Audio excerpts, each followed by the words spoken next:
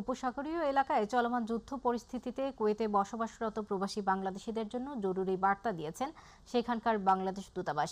কুয়েতে নিযুক্ত বাংলাদেশের রাষ্ট্রদূত মেজর জেনারেল তারেক হোসেন প্রবাসীদের শান্ত ও সতর্ক থাকার জন্য আহ্বান জানান। প্রতিনিধি আল-আমিন রানা জানান, বর্তমানে পরিস্থিতি নিয়ে কুয়েত সরকারের পররাষ্ট্র মন্ত্রণালয়ের সাথে বাংলাদেশের উপপররাষ্ট্রমন্ত্রীর ফোন আলাপের কথাও জানান রাষ্ট্রদূত।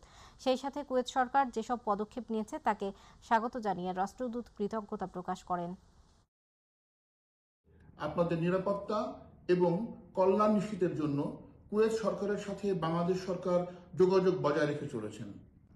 আমি আপনাদেরকে নিশ্চিত করছি যে বাংলাদেশ সরকার এবং কুয়েতস্থ বাংলাদেশ দূতাবাস আপনাদের নিরাপত্তা ও কল্যাণের প্রতি সর্বোচ্চ গুরুত্ব আরোপ করে। যে সকল বাংলাদেশি ট্রানজিট বিমান যাত্রী ফ্লাইট বাতিল হবার কারণে নিয়মিত বিমান যাত্রা করতে না পেরে কুয়েতে আটকা পড়েছেন, তাদের গন্তব্যে ফেরার জন্য সংশ্লিষ্ট বিমান সংস্থা এবং দূতাবাসের সাথে যোগাযোগ করে তাদের যাত্রার ব্যবস্থা করা হচ্ছে। আপনাদেরকে আমি অনুরোধ করব, বর্তমান পরিস্থিতিতে আপনারা সকলে বিশেষ সতর্কতা অবলম্বন করুন।